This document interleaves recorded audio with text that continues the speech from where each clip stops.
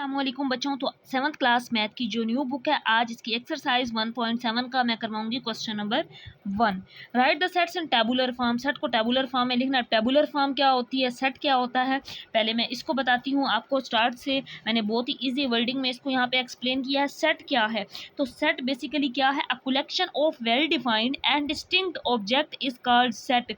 हमारे पास एक proper well define हो, एक सेट डिफाइन हो, उसमें कोई भी एलिमेंट एंड डिस्टिंक्ट ऑब्जेक्ट यानी कि डिफरेंट हो हर एलिमेंट। डिस्टिंक्ट का मतलब होता है डिफरेंट होना, मिलता जुलता ना हो, तो उसको कहते हैं हम सेट। वो प्रॉपर वेल डिफाइन भी हो और डिस्टिंक्ट भी हो। जैसा कि मैंने यहाँ पे एग्जांपल में लिखा 1 2 2 अप टू 10, मतलब 10 तक एलिमेंट्स हैं, 3 4।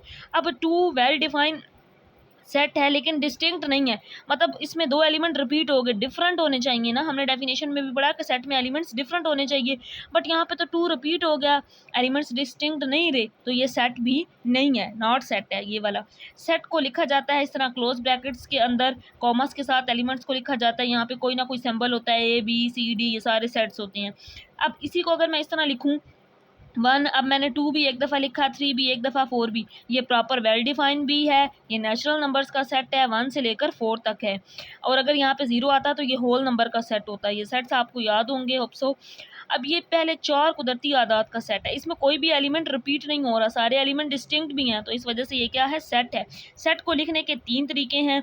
डिस्क्रिप्टिव फॉर्म में लिखा जाता है, टेबुलर फॉर्म में और सेट बिल्डर फॉर्म में। अब इसी सेट को अगर मैं समझाऊं कि 3 फॉर्म्स में कैसे लिखते हैं। डिस्क्रिप्टिव फॉर्म जिसमें हम इस तरह वर्ड्स के अंदर लिख देते हैं। अब ये 1 2 3 4 है, पहले 4 कुदरती आदात का सेट है, तो डिस्क्रिप्टिव फॉर्म में कैसे लिखा जाएगा, first 4 natural numbers. Tabular form में सेम, अगर ये सेट हो ना 1 2 3 4, इस तरह कॉमर्स के साथ ब्रैकेट्स में लिखा जाता है इस सेट को। सेट बिल्डर फॉर्म जिसमें हम ये एक्स सच डैट एक्स इस फॉर्म में लिखते हैं ना सेट को, वो टेबुलर फॉर्म होती है। अब अगर इसी को हम लिखें तो ये सेट है 1 से लेकर 4 तक कुदरती आदात का, नेचुरल नंबर n का सेट है, तो हम लिखेंगे x such that x belongs to n, यानी कि एक्स बिलोंग कर रहा है नेचुरल नंबर से।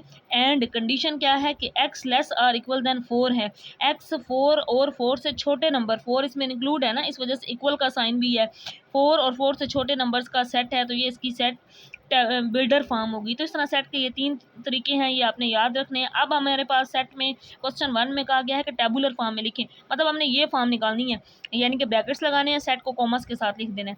अब गिवन कौन सी होगी, या तो ये फॉर्म होगी या सेट बिल्डर फॉर्म होगी, इससे हमने ये फॉर्म बनानी, सॉरी टेबुलर फॉर्म। डिस्क्रिप्टिव या तो ये गिवन होगी या ये गिवन होगी, टेबुलर सेट बिल्डर गिवन होगी, सॉरी, तो हमने टेबुलर में इसको कन्वर्ट करना है। तो क्वेश्चन नंबर 1 में यही कहा गया है कि हमने, अब यहाँ पे देखें ये डिस्क्रिप्टिव है, इसकी टेबुलर फॉर्म बनानी है।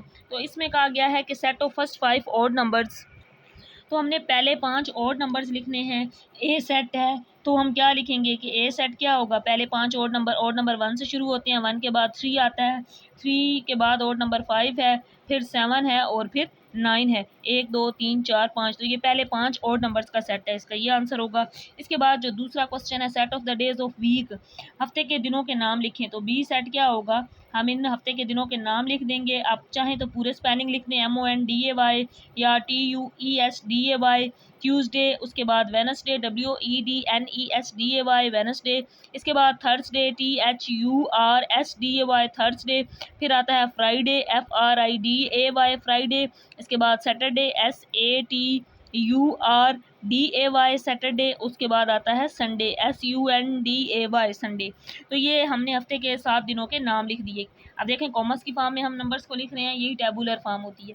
Set of last 5 English alphabet, English alphabet आखिरी 5, तो आखिरी 5 हमने इंग्लिश अल्फ़ाबेट लिखने हैं। सी सेट क्या है, VW, उसके बाद क्या आएगा, XY और Z, तो ये आखिरी 5 इंग्लिश अल्फ़ाबेट्स हैं जिनको हमने लिख दिया है। इसके बाद पार्ट नंबर 4 में कहते हैं set of even numbers greater than 9 less than 25। अब हमने इवन नंबर्स लिखने हैं, डी सेट, जो कि 9 से ग्रेटर है, 9 तो इवन नंबर नहीं हो सकता, 9 से अगला इवन नंबर 10 है, 25 से छोटे लिखने हैं, तो 10 के बाद अगला इवन नंबर होता है 12, फिर 14, फिर इसके बाद 16, और फिर 16 के बाद 18 आता है, फिर 20, 22 और 24। 24 से अगला 26 है, लेकिन हमने 25 से छोटे लिखने हैं तो ये 24 तक बनेंगे।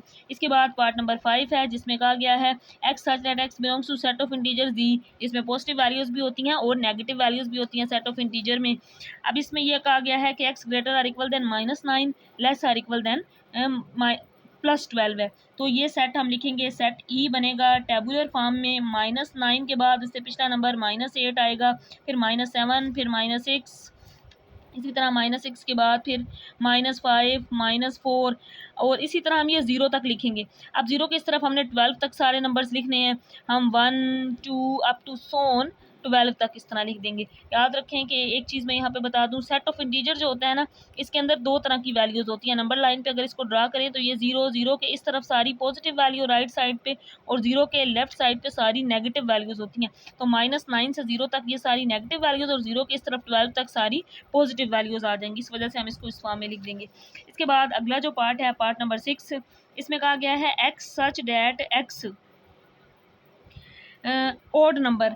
तो ऑड नंबर के सेट है, हमें ये नहीं बताया गया कहाँ से कहाँ तक है।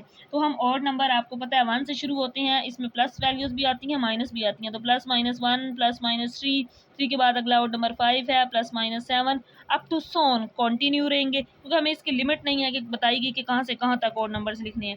इसके बाद सेट जी है, नेचुरल नंबर का set x such that x belongs to natural number, and condition क्या है कि 15 से छोटे सारे नेचुरल नंबर। तो 15 से छोटे नेचुरल नंबर शुरू होते हैं 1, 2, 3, 15 से छोटा नंबर क्या होगा, 14 होगा। तो यहाँ तक ये सारे नेचुरल नंबर आ जाएंगे। इसके बाद आखिरी पार्ट है, जिसमें बुक में एच यहाँ पे नहीं लिखा गया ये कौन सा सेट है। जी के बाद एच है, इसी तरह ये तरतीब चलती आ रही है, इसको एच का मैंने नाम दे दिया है।